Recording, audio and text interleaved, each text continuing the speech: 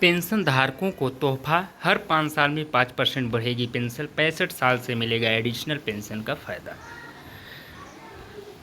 तो देश के 65 लाख पेंशन धारकों के लिए बहुत ही बड़ी खुशखबरी है। अक्सर देखा गया है कि पेंशन भोगी अभाव में जीते हैं क्योंकि उनकी पेंशन काफ़ी कम होती है। ऐसे में वे अपना गुजारा नहीं कर पाते हैं। उसी को देखते हुए संसदीय समिति ने सिफारिश दिया था कि 65 साल से ही एडिशनल पेंशन का फ़ायदा दिया जाए। अभी के नियम के हिसाब से 80 साल पूरी करने के बाद आपकी पेंशन में 20% की बढ़ोतरी की जाती है, लेकिन ऐसी बढ़ोतरी करने का कोई फ़ायदा नहीं होता है क्योंकि उतनी उम्र तक बहुत ही कम पेंशन धारक जिंदा रह पाते हैं। तो संसदीय समिति ने एडिशनल पेंशन को लेकर दिए 2 प्रस्ताव।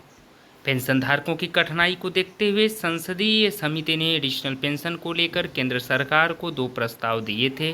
पहला प्रस्ताव यह था कि हर साल पेंशन में 1% की बढ़ोतरी किया जाए। वहीं पर दूसरा प्रस्ताव था कि अगर सरकार हर साल 1% की बढ़ोतरी नहीं कर पाती है तो हर 5 साल पर 5% की बढ़ोतरी किया जाए, पेंशन धारकों की पेंशन बढ़ाई जाए। संसदीय समिति ने देखा कि बहुत सारे पेंशन भोगी कठिनाई में अपना जीवन बिताते हैं, उसी को देखते हुए पेंशन में बढ़ोतरी की जानी चाहिए क्योंकि देश की आर्थिक स्थिति के हिसाब से पेंशन काफ़ी कम है। दूसरे देशों में पेंशन धारकों को अच्छी खासी पेंशन मिलती है, लेकिन भारत में पेंशन की मात्रा दर कम है। ऐसे में पेंशन भोगी अपना जीवन कैसे बिताएंगे, उसी को लेकर संसदीय समिति ने केंद्र सरकार के पास प्रस्ताव भेजा है।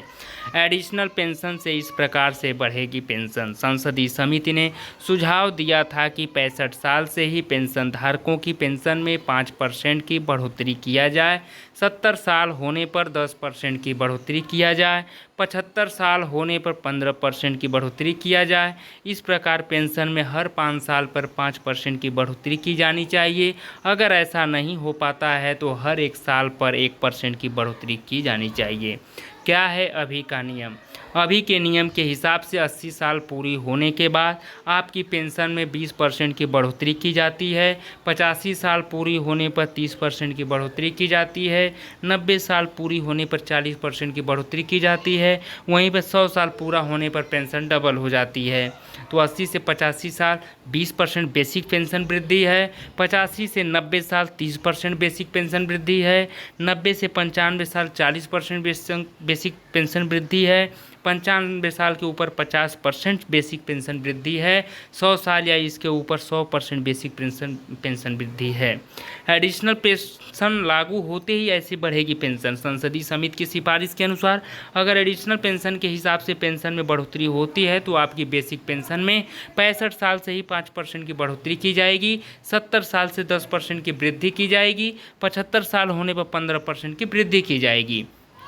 65 से 70 साल यानी 5% बेसिक पेंशन वृद्धि, 70 से 75 साल 10% बेसिक पेंशन वृद्धि, 75 से 80 साल 15% बेसिक पेंशन वृद्धि, 80 से 85 साल 20% बेसिक पेंशन वृद्धि। उदाहरण के तौर पर मान लीजिए किसी पेंशन भोगी की बेसिक पेंशन ₹20,000 है तो 5% बढ़ोतरी होने के बाद उसकी पेंशन में सीधे तौर पर 1,000 की बढ़ोतरी हो जाएगी और उनकी नई बेसिक पेंशन ₹21,000 हो जाएगी और इसी के ऊपर आपको महंगाई भत्ते का भुगतान किया जाएगा। इस प्रकार से देखा जाए तो आपकी पेंशन में ₹2,000 की बढ़ोतरी सीधे तौर पर हो जाएगी। तो ये रहा पेंशन धारकों का तोहफा। और आगे बढ़ते हैं।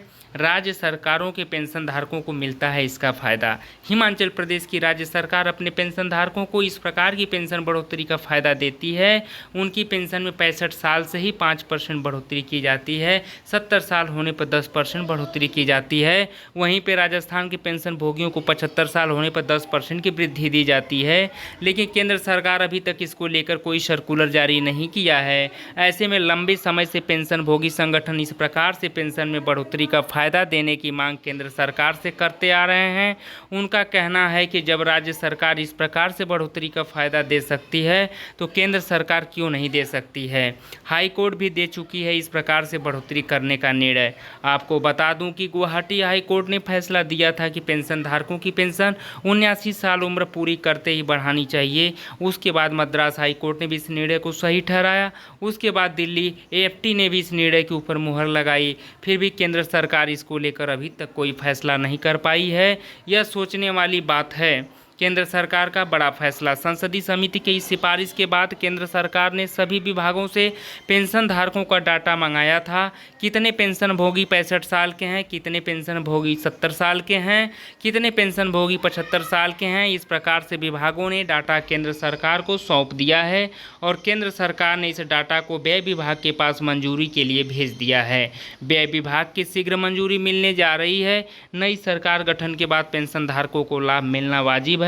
ऐसे में केंद्र सरकार इस फैसले के ऊपर मुहर लगा सकती है। लोकसभा चुनाव नतीजों के बाद केंद्र सरकार पेंशन भोगियों की उपेक्षा नहीं कर सकती, यही सही है और सब कार्य पूर्ण हो सकता है पेंशन से रिलेटेड। तो डिस्क्लेमर में हम कह सकते हैं कि यह केवल इंटरनेट के माध्यम से ली हुई सूचना मात्र है। इसकी पुष्टि के लिए आधिकारिक वेबसाइट पर जांच आप अवश्य करें। बहुत बहुत धन्यवाद। Thank you so much friends.